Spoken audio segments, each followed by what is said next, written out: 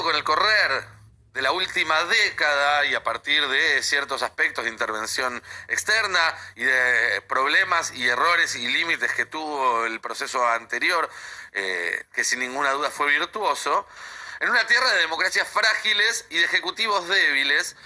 con un problema extra, que es que para las sociedades, en la memoria de las sociedades, permanece la idea de que el presidente es el responsable plenipotenciario que debe promover el bienestar y solucionar los problemas. Y cada vez que el presidente no puede ni promover el bienestar ni solucionar los problemas, y no se arregla lo que está roto, la culpa sigue recayendo sobre él, aunque los responsables sean otros. Y cuando hablamos de democracias frágiles y de ejecutivos débiles, nos referimos a procesos en los que la política y las instituciones de representación de la voluntad popular pasan a tener cada vez un peso relativo menor a la hora de tomar decisiones importantes o estratégicas. Y ese lugar que no ocupan los organismos elegidos por voluntad popular, bueno, lo ocupan los representantes de otros estamentos, de otros sectores que casi siempre no fueron elegidos por nadie. Una alianza entre sectores minoritarios de la sociedad, del poder judicial, que es aristocrático y no está sometido a la voluntad del pueblo, las fuerzas de seguridad, las fuerzas armadas e intereses extranjeros. La falta de representación popular a la hora de tomar decisiones significa dos cuestiones, dos problemas que se retroalimentan. El primero es que esas decisiones no se toman teniendo en cuenta el interés de los ciudadanos, ¿sí? Se toman a favor de unos pocos, a favor de intereses sectoriales, de intereses de clase o de intereses particulares.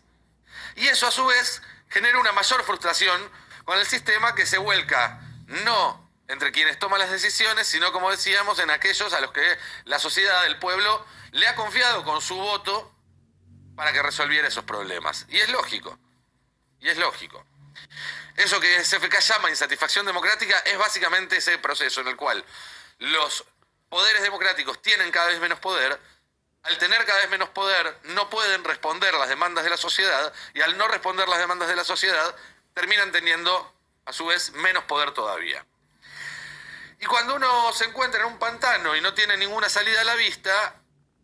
moverse en cualquier dirección puede parecer una buena idea, pero lo más probable es que termines por hundirte. Entonces, cuando la crisis es todo el horizonte que existe, cuando empieza a cundir esta idea de que votes lo que votes, las cosas no van a mejorar,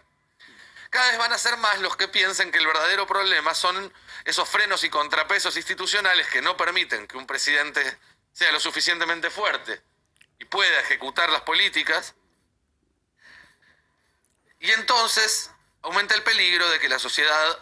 avale una salida autoritaria, para que no te terminen frenando todos los jueces de la Corte Suprema, la inmovilidad en el Congreso o los medios. Bueno, vas a darle más poder sin ningún tipo de control a un tipo que ya sabemos cómo terminan esas salidas. En la región, de hecho, hemos visto que estos poderes concentrados ya saben perfectamente cómo voltear un gobierno, porque lo hicieron en Brasil con Dilma, lo hicieron en Bolivia con Evo, lo hicieron en Perú muchas veces, lo hicieron en Paraguay, lo hicieron en Honduras. Es cuestión de tiempo que tarde o temprano aprendan, además, a retener el poder después de voltear un gobierno constitucional. Y ahí vamos a estar en quilombo. ¿Por qué hice toda esta larguísima introducción para hablar de lo que va a pasar en la Argentina? Porque el 10 de diciembre va a asumir un presidente que no va a tener número en el Congreso, que no va a tener reservas en el Banco Central, que va a tener una inflación yendo a más del 100% y probablemente bastante más, que va a tener una mayoría automática y autónoma en la Corte Suprema,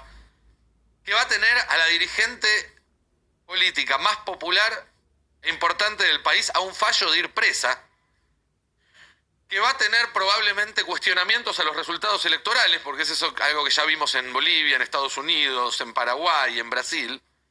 y una sociedad que va a llevar para entonces muchísimos años de vivir al borde del sobresalto y con poca paciencia para esperar 4 años más antes de otro cambio. Esa es la mala noticia para el peronismo. La buena noticia es que en el medio de todo ese revuelo y sin haber hecho demasiados méritos para merecerlo, se encontró de repente en pleno año electoral y apenas antes de que empiece la campaña nuevamente con chances de ganar esa carrera. con la certeza de que ganar elecciones es infinitamente más fácil que lo que viene después, que gobernar este país. Porque para ganar no hace falta ni siquiera ser bueno. Como decía el general Perón, alcanza con ser un poco menos malo que los demás. Y en este momento los demás son un desastre, son una verdadera exhibición de atrocidades. Y si el Frente de Todos consigue ir armando sobre la marcha, de manera coral, aunque sea a veces un poco disonante, pero siempre colectiva, un plan razonable para afrontar ese problema, el desafío del 10 de diciembre, cómo gobernar la Argentina en la medida de lo posible, pero contra todos los obstáculos, y si logra convencer a la sociedad de que puede llevar a cabo ese plan, si muestra vocación de poder, si deja de pararse en el lugar de víctima, si logra proyectarse como el instrumento para que las mayorías logren romper este círculo horrible en el que estamos dando vueltas y volver a transformarlo todo una vez más,